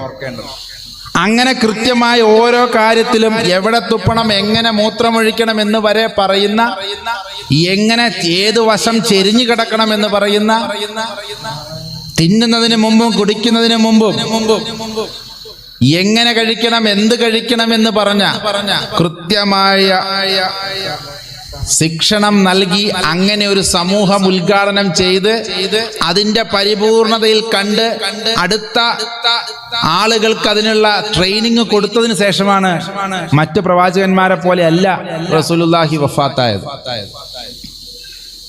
മറ്റ് പ്രവാചകന്മാരൊക്കെ മരിക്കുന്ന സമയത്ത് അവർക്കൊന്നും ഇങ്ങനെ ഒരു സംവിധാനം ഉദ്ഘാടനം ചെയ്തുകൊണ്ട് അല്ലെങ്കിൽ അതിങ്ങനെ സ്റ്റാർട്ട് ചെയ്തതിങ്ങനെ നല്ല രീതിയിൽ പോകുന്നത് കണ്ട് സന്തോഷത്തോടു കൂടി വഫാത്താകാൻ കഴിഞ്ഞിട്ടില്ല. പക്ഷെ റസൂലുള്ളാഹിയെ സംബന്ധിച്ചിടത്തോളം അത് ഉണ്ടായിരുന്നു. അതുകൊണ്ട് ഞാനും എൻ്റെ ഉമ്മത്തും ഞാനും എൻ്റെ സഹാബത്തുമാണ് നിങ്ങൾക്ക് മാതൃക എന്ന് പറഞ്ഞു പോകാൻ ആർക്ക് കഴിഞ്ഞു? റസൂലുള്ളാഹി കഴിഞ്ഞു. അതുകൊണ്ട് പേടിക്കണ്ടേ ഇങ്ങനെയുള്ളൊരു സംവിധാനത്തിന്. ഇനി ഇത് തകർന്ന എനിക്കെന്താ കുഴപ്പം? ഞാൻ ഹിന്ദു മതത്തിലെ ആചാര്യനല്ലേ. ഞാൻ ഭയക്കുന്നത് എന്താണെന്നറിയോ? ഇത്രയും സുശക്തമായി ദൈവിക സംവിധാനത്തിന്റെ അനുഗ്രഹമുള്ള ഒരു സംവിധാനത്തെ തകർക്കുമെങ്കിൽ അതിന്റെയൊക്കെ ഒരുപാട് പുറകിൽ നിൽക്കുന്ന ഇതൊരു ഡാം പോലെയാണ്. മുല്ലപ്പെരിയാറെങ്ങാനും പൊട്ടിക്കഴിഞ്ഞാൽ പിന്നെ ആരും ഇവിടെ നിൽക്കുകയില്ല എന്ന് പറയുന്ന പോലെ ഈ സാധനം ഒന്ന് തകർന്നു കഴിഞ്ഞാൽ പിന്നെ മതങ്ങൾക്കൊന്നും ഒരു പ്രസക്തിയില്ല. ബാക്കിയുള്ളവർക്കൊന്നും ഇത്രയൊന്നും പിടിച്ചു നിൽക്കാൻ കഴിയില്ല. അത് മറ്റു മതക്കാരും കൂടി ഒന്ന് മനസ്സിലാക്കണം. കാരണം ഞങ്ങളുടെയൊക്കെ നടുക്ക് വീണിരിക്കുന്നത് 5-മതോ 6-മതോ ഒക്കെയാണ്. ഇസ്ലാം കഴിഞ്ഞാൽ തകർക്കാൻ ക്രിസ്തു മതമുണ്ട്, അത് കഴിഞ്ഞ് കഴിഞ്ഞാൽ ബുദ്ധമതമുണ്ട്, ജൈനമതമുണ്ട്. അങ്ങനെ ഒരുപാട് നാട്ടിൽ ഒരുപാട് മതങ്ങൾ കഴിഞ്ഞിട്ട് ഹിന്ദുമതത്തിന്റെ മേലോട്ട് വരുള്ളൂ. പക്ഷെ അതുവരെ സന്തോഷിച്ച് നിൽക്കാനുള്ള അവസരമില്ല എന്ന തിരിച്ചറിവിൽ നിന്നാണ് മക്കളെ ഇവിടെ വന്നു നിൽക്കുന്നത്. അറിയോ? അതുകൊണ്ട് ഒരാളും ശ്രദ്ധിക്കാതെ പോകരുത്. നിങ്ങളൊക്കെ അങ്ങ് തകർന്നു കഴിയുമ്പോൾ പിന്നെ ഞങ്ങൾ മാത്രമാകുമ്പോൾ ഞങ്ങൾ സന്തോഷമായിട്ട് ഇവിടെ ജീവിച്ചോളാം, നിങ്ങളൊക്കെ ഒന്നും ഇല്ലാണ്ട് ആകുന്നതല്ലേ ഞങ്ങൾക്ക് സന്തോഷം എന്ന് പറഞ്ഞുകൊണ്ടിരുന്നു കഴിഞ്ഞാൽ നമുക്ക് കഴിയില്ല. ഒന്നിച്ച് നിന്ന് ഇതിനെ എതിർക്കണം. ഒന്നിച്ച് നിന്നാണ് മതം പ്രസക്തമാണെന്ന് ഞാനും നിങ്ങളും തെളിയിക്കേണ്ടത്. എന്റെ മതം പ്രസക്തമാണെന്ന് ഞാൻ എത്രത്തോളം തെളിയിക്കാൻ ഉദ്ദേശിക്കുന്നുവോ അത് നിങ്ങൾ പുലർത്തുന്ന കാണുമ്പോൾ നിങ്ങളെ പ്രോത്സാഹിപ്പിച്ച് നിങ്ങളെ കൂടെ നിന്ന് മതം പ്രസക്തമാണെന്ന് ഇത്തരം വേദികളിൽ വന്ന് പറയാൻ നിങ്ങളുടെ ഭാഷയും നിങ്ങളുടെ സംസ്കാരവും നിങ്ങളുടെ ആയത്തും ഖുറാനും ഹദീസും ഒക്കെ ഞാൻ പഠിച്ചേ പറ്റൂ. അതിനുവേണ്ടി പഠിച്ചതല്ല കേട്ടോ. 18 വയസ്സാകുമ്പോഴേക്കും 35 പ്രാവശ്യം ഖുറാനും 28 പ്രാവശ്യം ബൈബിളും വായിച്ച വ്യക്തിയാ. ഏതെങ്കിലും മതസൗഹാർദ്ദ വേദിയിൽ 4 ശ്ലോകവും 4 ആയത്തും വെച്ച് ഇനിയൊരു ജീവിതം അതുകൊണ്ട് ഉണ്ടാക്കാമെന്ന് ഉദ്ദേശിച്ചതുമല്ല എന്ന് നിങ്ങളോട് ഞാൻ നേരത്തെ പറഞ്ഞു. ഒരുപാട് പണികൾ അറിയാൻ, മറ്റു പണികൾ ചെയ്യുന്നുണ്ട്, വരുമാന മാർഗങ്ങൾ വേറെയുണ്ട്. ഒരു നേരത്തെ ഭക്ഷണത്തിന് ഇത്രയൊന്നും ബുദ്ധിമുട്ടേണ്ട കാര്യമില്ല. ഒപ്പമുള്ള കുട്ടികളെ എപ്പോ വേണമെങ്കിലും പിരിച്ചു വിട്ടാൽ പോകുന്ന സംവിധാനമേ ഉള്ളൂ. മനസ്സിലാക്കണം, ഇത് പറയുന്നതിന്റെ ബുദ്ധിമുട്ടൊന്ന് മനസ്സിലാക്കണം. എന്തിനാ പറയുന്നത്? അതുകൊണ്ട് ഒരു സംവിധാനം ഇങ്ങനെ തകർന്ന കാണുമ്പോ അവരങ്ങ് തകരട്ടെ. നമ്മുടെ അടുത്തൊക്കെ വരുമ്പോ നമ്മൾ അപ്പൊ നോക്കാം. എന്ന് പറഞ്ഞിരിക്കാനുള്ള സംവിധാനങ്ങൾ ഇവിടെ ഇല്ല, അല്ലെങ്കിൽ സമയങ്ങളില്ല. കാരണം എന്താണെന്നറിയോ? ഈ ശത്രുക്കൾ വിചാരിച്ചതിലും അവർ വിചാരിച്ചത് ഇങ്ങനെ ആദ്യം ഇസ്ലാമിനെ തകർക്കാം, പിന്നെ അത് കഴിഞ്ഞ് ക്രിസ്ത്യാനിയെ തകർക്കാം, പിന്നെ ഇങ്ങനെ വരാമെന്ന് കരുതി. പക്ഷെ എന്തുകൊണ്ടോ എന്നറിയില്ല, അവർക്കൊക്കെ വലിയ അനുഗ്രഹം കിട്ടിയ ആൾക്കാർ അവരൊക്കെ. ഈ ഫേസ്ബുക്കും വാട്സപ്പും ഈ പറയുന്ന ആധുനിക സംവിധാനങ്ങളും ഒക്കെ കാണുമ്പോൾ പേടി അവരർത്ഥത്തിൽ. അതിൻ്റെ അർത്ഥം എൻ്റെ കയ്യിലും ഉസ്താദിൻ്റെ കയ്യിൽ ഇരിക്കുന്ന സാധനത്തിനെ കുറ്റം പറയാമെന്ന് വിചാരിക്കരുത്. അല്ലെങ്കിൽ അവൻ ആ സാധനം കയ്യിലുള്ളത് കൊണ്ടാണ് ഇത് ലൈവൊക്കെ വിടുന്നത്. അതിൻ്റെ ഉപകാരമുണ്ട്. പക്ഷേ ഇതൊന്നും അറിയാതെ ഇതിനൊരു വേറൊരു സൈഡുണ്ട്. ആ സൈഡിലൂടെ എന്തുണ്ടായി എന്നറിയോ? ഇങ്ങനെ വെർട്ടിക്കൽ ആൻഡ് ലീനിയർ, ഒരു വര വരച്ചാൽ ഇങ്ങനെ വെർട്ടിക്കൽ, ഈ രീതിയിൽ ഇതിനെ ഇങ്ങനെ ഇല്ലാണ്ടാക്കാം എന്ന് അവർക്ക് ലോട്ടറി അടിച്ചു. ഇന്നിപ്പോ തകർന്നുകൊണ്ടിരിക്കുന്ന എങ്ങനെയാണെന്നറിയോ? ഹൊറിസോണ്ടൽ ആൻഡ് സർക്കുലർ രീതിയിലാണ്. ഹിന്ദു മതവും ക്രിസ്തു മതവും എല്ലാവരും കൂടി ഒന്നിച്ച് നശിക്കുകയാണ്. അവരൊരിക്കലും അങ്ങനെ വിചാരിച്ചില്ല. ആദ്യം ഇസ്ലാമിനെ ഇല്ലാതെയാക്കാന്ന വിചാരിച്ചു. പക്ഷെ ഇസ്ലാമിനെ ഇല്ലാതെ വെക്കുന്നതോടൊപ്പം തന്നെ ആ കളികളിൽ ഞങ്ങളും നിങ്ങളും ക്രിസ്ത്യാനികളും ഒക്കെ കൂടി, സത്യം പറഞ്ഞ നിഷ്പക്ഷമായി പറയട്ടെ, ആരും എന്നോട് വിഷമിക്കരുത്. ക്രിസ്ത്യാനികളുടെ കാര്യമാണ് സത്യത്തിൽ അബദ്ധത്തിലായിരിക്കുന്നത്. ഇസ്ലാമിന് ഇനിയും പലയിടങ്ങളിലെങ്കിലും കുറച്ചെങ്കിലും ചില കാര്യങ്ങൾ നിലനിൽക്കുന്നുണ്ട്. പക്ഷെ ആത്മീയ സമ്പ്രദായങ്ങളുടെ ശോഷിപ്പ് ക്രിസ്ത്യൻ സംവിധാനങ്ങളിൽ ഏറ്റവും കൂടുതൽ വരുത്തി. അതിന്റെ ലക്ഷണമാണ് അമേരിക്കയിലും ലണ്ടനിലും അല്ലെങ്കിൽ അങ്ങനെയുള്ള രാജ്യങ്ങളിൽ മതം ഒരു കാലത്തുണ്ടായിരുന്ന മതമില്ലാത്ത അവസ്ഥയിലേക്ക് പോയത്. ഇതിപ്പം നമ്മൾ വിചാരിക്കുന്നത് ഞങ്ങൾ പോയി അവിടെ 4 പള്ളി വെച്ചിട്ടുണ്ട്, അതുകൊണ്ടൊന്നും ഇതേപോലെ അവർക്ക് തകർക്കാൻ അറിയാം. ഒരു 40 കൊല്ലം കൂടി കിട്ടിക്കഴിഞ്ഞാൽ ഇന്നുണ്ടായിരുന്ന ആളുകളെ മുഴുവൻ നാളെ ഇതൊന്നും വേണ്ട എന്ന് പറഞ്ഞ രീതിയിലേക്ക് ആക്കാൻ കഴിയും. നമ്മൾ സന്തോഷിക്കരുത്. ഇതൊന്നുമല്ല ഇതിനുള്ള പരിഹാര മാർഗങ്ങൾ. കൃത്യമായി മനസ്സിലാകുന്നുണ്ടെന്ന് വിചാരിക്കുന്നു. അവർ വിചാരിച്ചത് ഇങ്ങനെയാണെങ്കിൽ നടക്കുന്നത് ഇങ്ങനെയാ.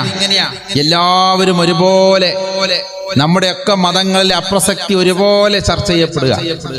ഹിന്ദു മതം ചെയ്യുന്ന കുറെ വീഡിയോസ് അങ്ങോട്ടിട്ട് കൊടുക്കുമ്പോൾ മറുപക്ഷത്തു നിന്ന് ഇസ്ലാം ചെയ്ത കുറെ വീഡിയോകൾ ഇങ്ങോട്ട്. അപ്പൊ ബരാബറായി, രണ്ടു കൂട്ടർക്കും സമാധാനമായി. ഇനിയൊന്നും പറയാനില്ല. ഇനി ഇതിൽ ആരാ ഗോള് കൂടെ അടിക്കുന്നതെന്ന് മാത്രം എണ്ണിക്കൊണ്ടിരുന്നാൽ മതി. ഈ കളിയിലേക്ക് ആരാ മക്കളെ നമ്മളെ ഇറക്കിയത്? ഇത്തരം കളികൾ ഇവിടെ നടക്കുന്നുണ്ടെന്ന് പറയാനെങ്കിലും ഈ വേദിയിൽ നമുക്ക് കഴിയണം. അതിനുള്ള വേദി ആയിരിക്കണം ഈ സൗഹൃദ സംഗമവും മാനവ സംഗമവും. നന്നായി മാനവ സംഗമം എന്ന് പറഞ്ഞ മതസംഗമം എന്ന് പറയാതിരുന്നത് നന്നായി. മാനവരൊന്നിച്ചിരുന്നു കൊണ്ട് നമുക്ക് സൗഹൃദം പങ്കുവെക്കാൻ കഴിയാത്ത അവസ്ഥയിലേക്ക് എങ്ങനെ നമ്മൾ എത്തിപ്പെട്ടു? നേരത്തെ പറഞ്ഞതുപോലെ എമിഗ്രേഷൻ ക്ലിയറൻസിൽ മതങ്ങൾ നിൽക്കുക. ഞങ്ങളുടെ കയ്യിൽ തീവ്രവാദമില്ലേ? എൻ്റെ കാവി നിങ്ങൾ ഉദ്ദേശിക്കുന്ന കാവിയല്ലേ? എൻ്റെ താടി നിങ്ങൾ ഉദ്ദേശിക്കുന്ന താടിയല്ലേ? എൻ്റെ നിസ്കാരത്തിന് നിങ്ങൾ ഉദ്ദേശിക്കുന്ന പോലെയല്ലേ? എൻ്റെ ഈ തൊപ്പി നിങ്ങൾ ഉദ്ദേശിക്കുന്ന പോലെയല്ലേ? എൻ്റെ രുദ്രാക്ഷം, എൻ്റെ കയ്യിലെ കെട്ട്, ഇതൊന്നും നിങ്ങൾ ഉദ്ദേശിക്കുന്ന പോലെയല്ലേ എന്നിങ്ങനെ പറയിപ്പിച്ചുകൊണ്ടിരിക്കുക നമ്മളെ കൊണ്ട്. ആ ഒരു ഗതികേടിൽ നിന്ന് നമുക്ക് ഒന്നിച്ചു മുന്നേറണം എന്നാണ് എനിക്ക് പറയാനുള്ളത്. അതിനെന്താ ചെയ്യണ്ടേ? 150 1500 കൊല്ലം മുമ്പ് ഇവരൊക്കെ ചിട്ടയായി പ്രവർത്തിച്ചാലും തകർക്കാൻ പറ്റുന്നതല്ല ദീൻ, തകർക്കാൻ പറ്റുന്നതല്ല മതം, അതല്ല ധർമ്മം എന്ന് തെളിയിക്കേണ്ടത് ആരാ? ഞാനും നിങ്ങളും ചെയ്യുന്നതോ പുഞ്ചിരിക്കുന്ന സദക്കയാണെന്ന് പറഞ്ഞാൽ പോലും ഒന്ന് പുഞ്ചിരിക്കാൻ കഴിയാത്ത മുഖങ്ങളുമായി നമ്മളൊക്കെ മറന്നുപോയിരിക്കുകയാണ്. റസൂലുള്ളാഹിയുടെ ഏറ്റവും വലിയ സോഷ്യൽ എഞ്ചിനീയറിംഗ് ഞാൻ കാണുന്നത്, നിങ്ങളുടെ വിഭാഗം എങ്ങനെ ഏറ്റെടുക്കുന്നു എന്ന് എനിക്ക് അറിഞ്ഞുകൂടാ. അദ്ദേഹം ആദ്യം പഠിപ്പിച്ചത് പുഞ്ചിരിക്കാനാ. ആരാരെ കാണുമ്പോൾ ഒന്ന് പുഞ്ചിരിക്കുക, പുഞ്ചിരിയോടുകൂടി നിർത്തരുത്, സലാം പറയണം എന്ന് പറഞ്ഞു. സമാധാനം, എൻ്റെ ഭാഗത്തു നിന്ന് നിനക്ക് സമാധാനം ഉണ്ടാവൂ. സലാം എന്ന വാക്കിന്റെ പച്ചയായ അറബി അർത്ഥം സമാധാനം എന്നാണ്. ഈ വാക്ക് അറബിയിൽ മാത്രമൊന്നുമല്ല, ഹീബ്രു ഭാഷയിൽ ഷാലോം. അപ്പൊ ഒരാളെ കാണുമ്പോൾ സമാധാനം പറഞ്ഞതിന്റെ അർത്ഥം എന്താ? കയ്യിൽ നിന്ന് എനിക്കൊരു ബുദ്ധിമുട്ടും ഉണ്ടാവുകയില്ല എന്ന ഒരു സമാധാനമാണ് എനിക്ക് കിട്ടുന്നത്. അതിന് ആത്മീയമായ കുറെ അർത്ഥങ്ങളുണ്ട്. അള്ളാഹുവിന്റെ സമാധാനം, പരമമായ ശാന്തി, അല്ലെങ്കിൽ നിനക്ക് ഉണ്ടാകട്ടെ, അത് ലഭിച്ചവനായതുകൊണ്ട് ഞാൻ നിന്നെ സമാധാനം ആശംസിക്കുന്നൊക്കെ നിങ്ങളതിന്റെ മതപരമായ രീതിയിലേക്ക് കൊണ്ടുപോയിക്കോളൂ. പക്ഷെ പച്ചയായ ഒരു മനുഷ്യൻ ഇത് പറയുമ്പോൾ എന്താ ഉദ്ദേശിച്ചിട്ടുണ്ടാകുക? നിങ്ങൾ സമാധാനത്തിലാവണം, ആരെ കണ്ടാലും സമാധാനം പറഞ്ഞോളണം, പുഞ്ചിരിക്കണം, ആദ്യം ചിരിച്ചുകൊണ്ട്. ഇതിനെക്കുറിച്ചൊക്കെ പറഞ്ഞ് പഠിച്ചത് ഞാനൊക്കെ വായിച്ചത് ഇങ്ങനെയാ. ഒരു മറയുടെ അപ്പുറത്തോട്ട് പോയി തിരിച്ചു വന്നാൽ വീണ്ടും സലാം പറയണം. 10 പ്രാവശ്യം പോയി 10 പ്രാവശ്യം വന്നു കഴിഞ്ഞാൽ അറബികൾ ഇപ്പോഴും അത് പറയുന്നുണ്ട്. നമ്മൾ രാവിലെ ഉസ്താദിനെ കണ്ട് സലാം പറഞ്ഞു, ഇനിയിപ്പോ വൈകുന്നേരം അല്ലെങ്കിൽ നാളെ പറഞ്ഞാൽ മതി. ഇത്രയും നേരം അവിടെ ഇവിടെയൊക്കെ നമ്മൾ ഇടയ്ക്കിടയ്ക്ക് കാണുന്നതല്ല. അത്രത്തോളം എന്താ പറയാ, റസൂലുള്ളാഹി എത്ര സൂക്ഷ്മതയോടുകൂടി ആ ദീനിനെ ഉണ്ടാക്കിയെടുത്തത്. വളരെ സൂക്ഷ്മത പാലിച്ചിട്ടുണ്ട്. അതുകൊണ്ട് എൻ്റെ സമുദായത്തിൽപ്പെട്ടവർ തമ്മിൽ കാണുമ്പോൾ ചിരിക്കുക മാത്രമല്ല സമാധാനം പറയണം. അതോടുകൂടി മതിയോ? ആശ്ലേഷിക്കണം, കൈ കൊടുക്കണം. ഉച്ചനീചത്വങ്ങൾ ഇല്ലാത്ത, തൊട്ടുകൂടാത്തവരും തീണ്ടിക്കൂടാത്തവരുമുള്ള കാലഘട്ടം അന്നും അവിടെയും ഉണ്ടായിരുന്നു, അതിനു മുമ്പും അവിടെയും ഉണ്ടായിരുന്നു. അതൊന്നുമില്ലാത്ത രീതിയിൽ നീ നെഞ്ചോട് ചേർക്കണം, കൈ പിടിക്കണം, ഹസ്തദാനം ചെയ്യണം. ഇന്ന് കൈ കൊടുത്താൽ പോലും കൈ കൊടയുന്നവരെ ഞാൻ കണ്ടിട്ടുണ്ട് എൻ്റെ ജീവിതത്തിൽ. നമ്മളൊക്കെ കൈ പിടിച്ചത് കൊണ്ടൊക്കെ എന്തോ നഷ്ടപ്പെട്ടു പോയി എന്ന രീതിയിൽ കൈ കഴുകുമെന്ന് പറഞ്ഞവരെ എനിക്കറിയാം. ആരാ സന്തോഷിക്കുക ഇത് കാണുമ്പോൾ? നമ്മുടെ ശത്രുക്കൾ സന്തോഷിക്കും. കണ്ടോ, അവൻ്റെയൊക്കെ മതം ഇത്രയേ ഉള്ളൂ. പ്രവാചകന്മാർ പറഞ്ഞതൊരു വഴിക്ക് അനുഷ്ഠിക്കുന്നത് വേറൊരു രീതിയിലേക്ക്. നമ്മളൊന്ന് കൂടെ ഇരിക്കണമെന്ന് തോന്നുന്നുണ്ടോ? സമയം പോരാ. ഇതൊക്കെ പറഞ്ഞു തുടങ്ങിക്കഴിഞ്ഞാൽ നമുക്ക് സമയം പോരാ. ഇനി ഒരു അരമണിക്കൂറും കൂടിയാണ് എനിക്ക് പറഞ്ഞിട്ടുള്ളത്. ഒരു പക്ഷെ അത്രയും ഞാൻ പോവില്ല. എനിക്കിതിൻ്റെ പരിഹാരമാണ് നിങ്ങളോട് പറയാനുള്ളത്. മതത്തെ അപ്രസക്തമാക്കണമെന്ന് വിചാരിക്കുന്നവരുടെ മുമ്പിൽ മതത്തെ പ്രസക്തമാക്കേണ്ടുന്ന തൊഴിൽ നമ്മൾ, അല്ലെങ്കിൽ അതിൻ്റെ ഉത്തരവാദിത്വം നമ്മൾ ഏറ്റെടുക്കണം. ഇപ്പൊ ശബരിമല വിഷയം വന്നതിനെ കുറിച്ചൊന്നും പറയാൻ പാടില്ല എന്നുള്ളതാണ്. എന്നാലും പറയാ, ഇപ്പോഴും വിശ്വാസി സമൂഹവും ആചാര്യ സമൂഹം അടക്കമുള്ളവർ ഈ കഴിഞ്ഞു പോയതിനെ കുറിച്ച് എത്ര വിഷമത്തോട് കൂടിയിട്ടാണെന്നറിയോ? ഇനിയൊരു കോടതി വിധി അതിന് അനുകൂലമായി ഉണ്ടായി, കേറിയത് തെറ്റാണെന്ന് പറഞ്ഞു കഴിഞ്ഞാൽ ആ കേറിയതിന് ഞാൻ ഉത്തരവാദിത്തം പറയും. അല്ലേ? ഈ കേറിയതിനും കയറ്റിച്ചതിനും ഇനി ആരുത്തരം പറയും? തീർത്താ തീരുമോ വിശ്വാസികളുടെയും ആചാര്യന്മാരുടെയും ഉള്ളിലെ വിഷമങ്ങൾ? കൊണ്ടെത്തിച്ചില്ല ഈ ഒരു രീതിയിലേക്ക്. അതുകൊണ്ട് ഒരു ശബരിമലയിൽ സ്ത്രീ കയറണമെന്ന വിധിയല്ല ഇതിലൂടെ വരാൻ പോകുന്നു. ഒന്നില്ലെങ്കിൽ ഇത് ഒരു അവസാനമാകണം. മതവിഷയങ്ങളിൽ ഇത്തരം സെക്യുലർ കോടതികൾ ഇടപെടുന്നത് നിർത്തണം എന്നത് ശക്തമായി വാദിക്കപ്പെടണം. അതിനെല്ലാവരും ഒന്നിക്കണം. ഇല്ലെങ്കിൽ നാളെ എന്ത് ചെയ്യും? സുന്നി വിഭാഗത്തിലെ മുമ്പിൽ തന്നെ ഫസ്റ്റ് സോഫിൽ പെണ്ണുങ്ങളെ കയറ്റിക്കൊള്ളണം എന്ന കോടതി വിധി വന്നാൽ എന്ത് ചെയ്യും? അല്ല, കയറ്റുന്ന വിഭാഗങ്ങളുണ്ട്, അത് അവർ തീരുമാനിച്ച് കയറ്റിയതാണ്. അതിലെനിക്ക് അഭിപ്രായ വ്യത്യാസമില്ല. മുജാഹിദ് വിഭാഗവും അല്ലെങ്കിൽ ഖാദിയാനി വിഭാഗവും ജമാഅത്ത് വിഭാഗവും ഒക്കെ അവരുടേതായ രീതിയിൽ സൗകര്യം ചെയ്തു കൊടുത്ത് കയറ്റുന്നുണ്ട്. അത് അവരാണ് തീരുമാനിച്ചത്. അതിൽ നന്മയുണ്ട്. അത് അവർക്കാണ് അവർ അറിയത്തുള്ളൂ. അതേപോലെ തന്നെ തീരുമാനിക്കാനുള്ള അവകാശം സുന്നി വിഭാഗത്തിനുണ്ട്. കയറണമോ കയറ്റണ്ടയോ? പക്ഷെ അത് മാത്രം നാളെ കോടതിയിലൂടെ തീരുമാനിക്കപ്പെട്ടാൽ എത്ര ബുദ്ധിമുട്ടും നമ്മൾ. അത് മാത്രം മറ്റുള്ളവരെ മാതൃക സ്വീകരിച്ച് ഇവിടെ മുജാഹിദ് കയറ്റുന്നില്ലേ? ഖാദിയാനികൾ അല്ല, അഹമ്മദിയ ജമാഅത്ത് കയറ്റുന്നില്ലേ? അല്ലെങ്കിൽ ജമാഅത്തുകാർ കയറ്റുന്നില്ലേ? ജമാഅത്തെ ഇസ്ലാമി കയറ്റുന്നില്ലേ എന്ന് ചോദിച്ചു കഴിഞ്ഞാൽ അതുകൊണ്ട് സുന്നികൾ എന്ത് ചെയ്താലും കയറ്റണമെന്നൊരു വിധി വന്നു കഴിഞ്ഞാൽ അങ്ങനെയൊക്കെ കൊടുക്കാനുള്ള വിധികൾ, അങ്ങനെയുള്ള കേസുകളൊക്കെ ഇവിടെ തയ്യാറായിട്ടുണ്ടെന്ന് എത്ര പേർക്കറിയാം? നമ്മളൊന്നും അറിഞ്ഞിട്ടില്ല. ഖുർആൻ നിരോധിക്കണമെന്ന് പറഞ്ഞ കേസ് ഓൾറെഡി കൽക്കട്ടയിൽ എത്രയോ കാലം മുമ്പ് കൽക്കട്ട ഹൈക്കോടതിയിൽ കൊടുത്തിട്ടുണ്ട്. 149 സ്ഥലങ്ങളിൽ വർഗീയവാദം പുലർത്തുന്ന ഈ ഒരു ഗ്രന്ഥം ഇന്ത്യ മഹാരാജ്യത്ത് ഒരൊറ്റ പ്രതി പോലും ഇല്ലാതെ നിരോധിക്കണം എന്ന് പറഞ്ഞ ഗ്രന്ഥം, എന്ന് പറഞ്ഞ കേസ് കൽക്കട്ട ഖുർആൻ കേസ് ഞങ്ങളൊക്കെ ലോ കോളേജിൽ പഠിച്ചിട്ടുണ്ട്. പക്ഷെ അന്ന് കോടതി പറഞ്ഞു ഇതെടുക്കാനുള്ള ധൈര്യം ഞങ്ങൾക്കില്ല, ഇതെടുക്കാൻ കഴിയുന്നൊരു കാലത്ത് നമുക്ക് നോക്കാം. ഇന്ന് തോന്നുന്നുണ്ടോ സുപ്രീം കോടതിയിൽ ഇങ്ങനെ ഒരു കേസ് പോയാൽ എടുക്കുമെന്നാണോ നിങ്ങൾക്ക് തോന്നുന്നത്? എടുക്കൂല എന്നാണോ തോന്നുന്നത്? ഇപ്പോഴും 100% എടുക്കും. പക്ഷേ ഇന്ന് വരെയും സങ്കടമെന്ന് പറയട്ടെ, ആ കേസിനെ പ്രതിരോധിക്കാൻ ഇവിടെ ഒരൊറ്റ മുസ്ലിം സംഘടനയും ഇനിയും ആ കേസ് എന്താണെന്ന് പോലും പഠിച്ചിട്ടില്ല. അൽഹംദുലില്ലാ, എന്റെ ഭാഗത്തുനിന്ന് ഞാൻ പോകും. എന്തിനാണെന്നറിയോ? ഈ 149 ആയത്തുകളും കാണാപ്പാടാണ് എനിക്ക്. ഈ 149 ആയത്തുകളിലൂടെ ഞാൻ തെളിയിക്കും ഇത് ബഹുസ്വര രാജ്യമായ ഇന്ത്യയിൽ അനിവാര്യമാണെന്ന്. ഞാൻ തയ്യാറാണ്. അതുകൊണ്ട് ആരെങ്കിലും അത്തരം ഒരു സാഹചര്യം വന്നാൽ ആദ്യം കക്ഷി ചേർക്കേണ്ടത് തന്നെയാണെന്ന് അറിയിച്ചുകൊള്ളു. ഇതൊരു വസിയത്താണ്. കാരണം ഞാൻ തയ്യാറായതിനെ പ്രതിരോധിക്കാൻ. കാരണം അതിൻ്റെ ഒന്നും അർത്ഥങ്ങൾ അങ്ങനെയല്ല. ഞാൻ കണ്ട ഖുറാനിൽ 35 പ്രാവശ്യം വായിച്ചപ്പോൾ എന്നോട് ഒരാൾ ചോദിച്ചു, ഈ വാചകങ്ങളൊന്നും കണ്ടില്ല. ഞാൻ പറഞ്ഞു, ഇതും കണ്ടതിൽ അപ്പുറവും കണ്ടിട്ടുണ്ടെന്ന്. എന്നിട്ട് എന്താ? അതിൻ്റെ ഒന്നും അർത്ഥങ്ങൾ അങ്ങനെയല്ല എന്ന് പറഞ്ഞു കൊടുക്കാൻ നമ്മളിതൊന്നും ആ രീതിയിലല്ല കൈകാര്യം ചെയ്തിട്ടുള്ളൂ. ഇങ്ങനെ ഓരോ മതങ്ങൾക്കുമുള്ള, നാളെ ഒന്ന് ആലോചിച്ച് നോക്കൂ, കത്തോലിക്ക വിഭാഗത്തിൽ സ്ത്രീകളെ അച്ഛൻ എന്നുള്ളതിന്റെ അച്ചി തന്നെയല്ലേ പറയുന്നത് അല്ലേ? ഇന്നിപ്പോ നമ്മള് ബഹുമാനപ്പെട്ട അച്ഛൻ എന്നൊക്കെ പറയും, റവറന്റ് ഫാദർ. അപ്പൊ ഇവര് അച്ഛന്മാരായി കഴിഞ്ഞാൽ മലയാളത്തിലാണ്, ഇംഗ്ലീഷിൽ അപ്പൊ ഇവരെന്ത് പറയും? റവറന്റ് ഫാദറി എന്ന് പറയാൻ പറ്റുമോ? മദർ എന്ന് പറയാൻ പറ്റില്ല, കാരണം മദർ അല്ലല്ലോ. എനിക്ക് അറിഞ്ഞൂടാ ഇത് ഇങ്ങനെ കുഴപ്പിക്കേണ്ട കാര്യം എന്താ? ഇത് അതാത് വിഭാഗങ്ങൾ തീരുമാനിക്കട്ടെ.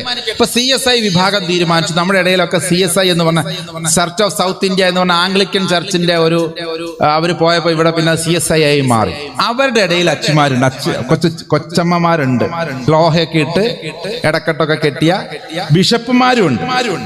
അത് അവരുടെ പ്രശ്നം, അവര് തീരുമാനിച്ച അതിൽ നമുക്കൊന്നും പറയാനില്ല. ഉണ്ടോ? മുജാഹിദുകൾ പള്ളിയിൽ കയറ്റുന്നതിന് നമുക്ക് എന്ത് ചെയ്യാൻ പറ്റും? പക്ഷെ ഞങ്ങളെ വിഭാഗത്തിൽ അത് വേണ്ട എന്ന് പറയാനുള്ള സ്വാതന്ത്ര്യം നമുക്കില്ലേ? അല്ലെങ്കിൽ കത്തോലിക്ക വിഭാഗത്തിൽ അങ്ങനെ പൗരോഹിത്യം സ്ത്രീകൾക്ക് കൊടുക്കൂല എന്ന് പറയാൻ ഈ രാജ്യത്ത് കഴിയൂലേ? നിങ്ങളൊക്കെ വിചാരിക്കുന്നതും ചർച്ച ചെയ്യുന്നതിനും അപ്പുറത്താണ് ഇതിന്റെയൊക്കെ വ്യാപ്തി എന്നെങ്കിലും നിങ്ങളൊന്ന് മനസ്സിലാക്കുക. അതുകൊണ്ട് ഈ 1.5 മണിക്കൂറൊന്നും പോരാ. പിന്നെന്ത് ചെയ്യാൻ പറ്റും? നിങ്ങൾക്കൊക്കെ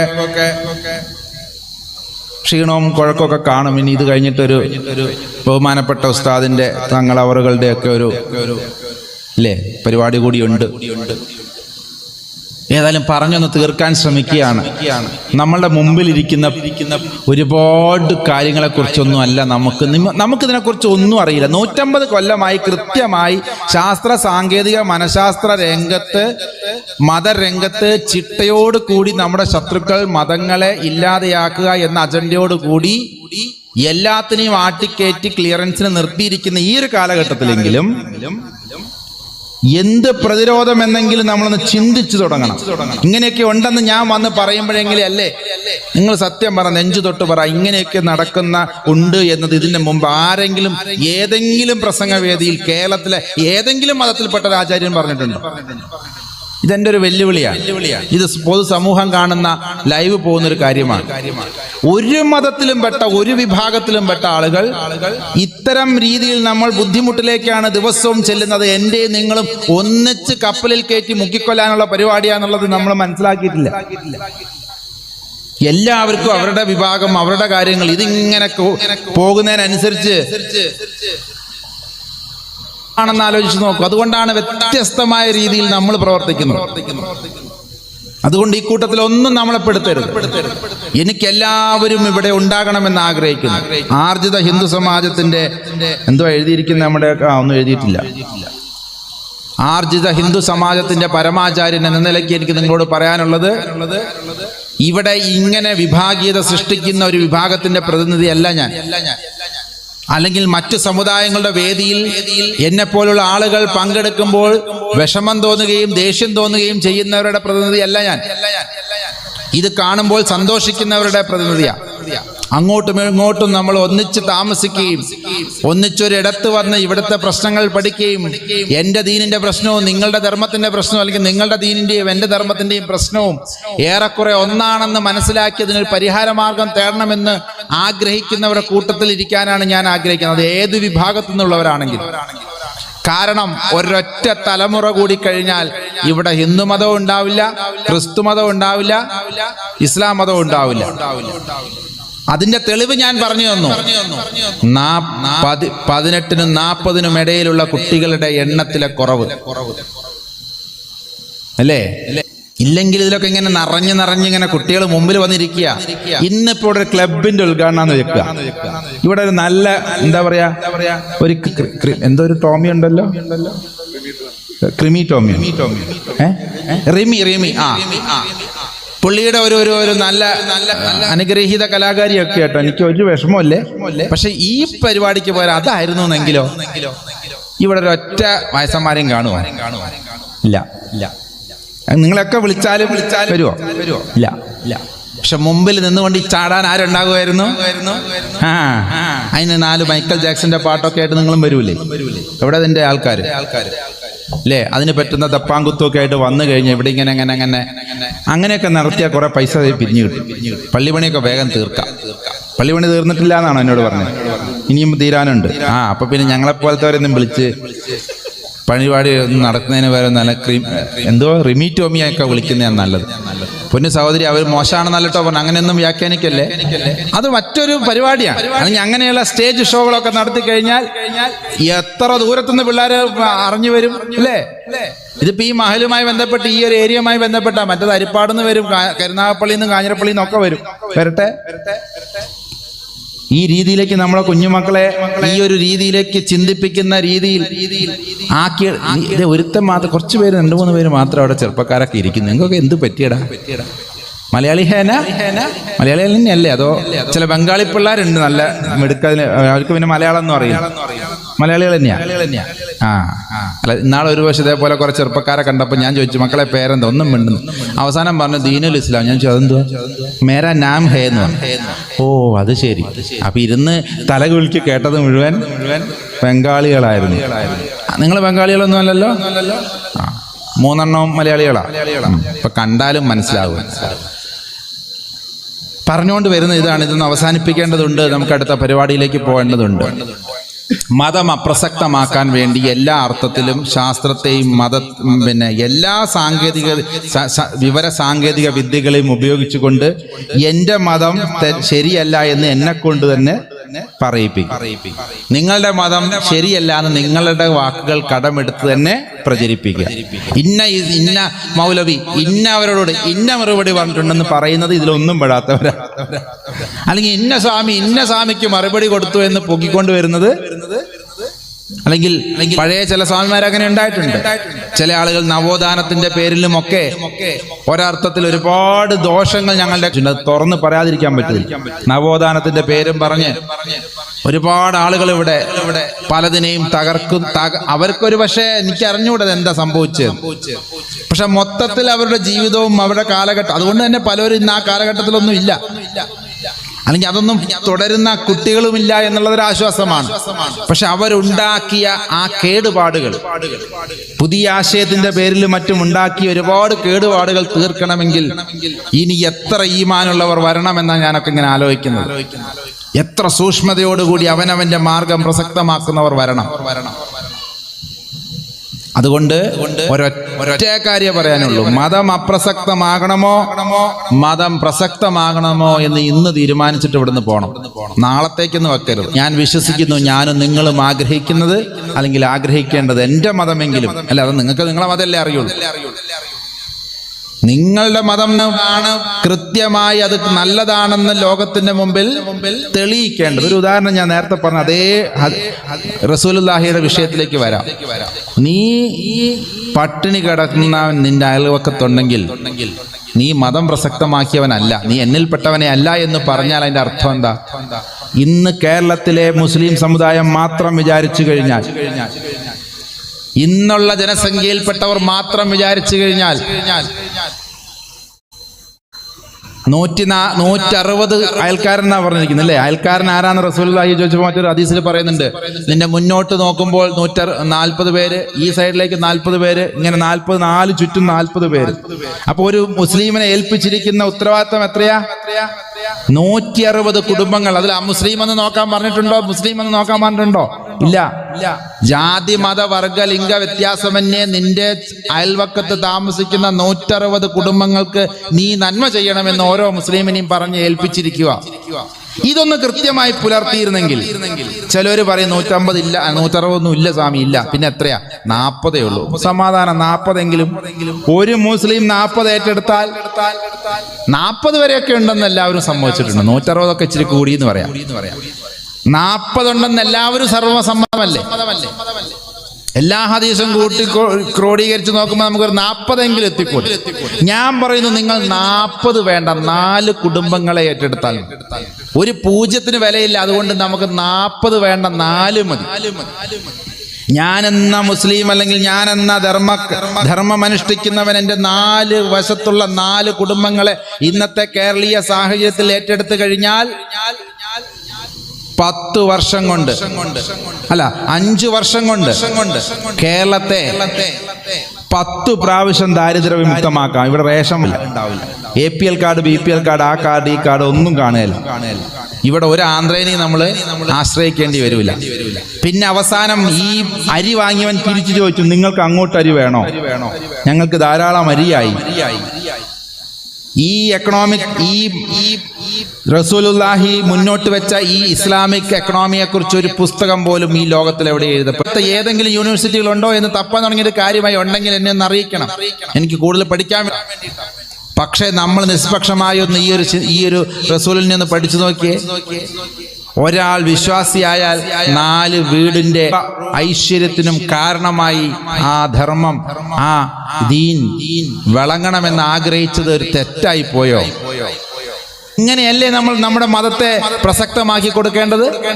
ഇനി ഒന്നും വേണ്ട, ഒരാൾ ഏറ്റെടുത്താൽ മതി. ഞാൻ വീണ്ടും ഓഫർ കുറയ്ക്കുക, 4 എന്നുള്ളത് 1 ആക്കിയാൽ, 4 എന്നുള്ളത് 1 ആക്കി കഴിഞ്ഞാൽ ഒരാളെ നിങ്ങൾക്ക് ഏറ്റെടുക്കാൻ കഴിയുന്നുള്ളൂ എങ്കിലും മര്യാദയ്ക്ക് ഒരു കുടുംബത്തിന് ഏറ്റെടുക്കാൻ കഴിഞ്ഞു കഴിഞ്ഞാൽ 2.5 വർഷം കൊണ്ട് കേരളത്തിൽ ദാരിദ്ര്യം ഇല്ല എന്ന ഒരവസ്ഥ വരും. 100% ദാരിദ്ര്യ നിർമ്മാർജ്ജനം നൽകപ്പെടുന്ന രാജ്യമായി കേരളം മാറും, സംസ്ഥാനമായി മാറും. വിശ്വാസം വരുന്നില്ല അല്ലേ? ഇതിന്റെ കളി പറഞ്ഞുതരാം. ഇവിടെ അടുത്താണല്ലോ ഈ അമ്പലപ്പുഴയാണോ പണ്ടൊരു രാജാവ് ഉണ്ടായിരുന്ന കഥ? ഹരിപ്പാടാണോ അമ്പലപ്പുഴയാണോ? അമ്പലപ്പുഴ. ചെമ്പകശ്ശേരി രാജാവിന്റെ ഒരു കഥ കേട്ടിട്ട് ഇപ്പൊ തലവെല്ലവും കൊയ്യോ അതിന്റെ ആളുകൾ കേൾക്കുന്നുണ്ടെങ്കിൽ ഒന്ന് ശ്രദ്ധിക്കുക. അദ്ദേഹം വലിയ ചതുരംഗം കളിക്കാൻ ഇഷ്ടപ്പെടുന്ന ഒരാളാന്നാ കേട്ടിരിക്കുന്നത്. ആണോ? ചെസ് കളിയിൽ വളരെ അഗ്നിയനാണ് അദ്ദേഹം. അങ്ങനെ ചെസ് കളിയിൽ എല്ലാവരും തോൽപ്പിക്കും. അങ്ങനെ ഒരു ദിവസം അദ്ദേഹത്തെ തോൽപ്പിക്കാൻ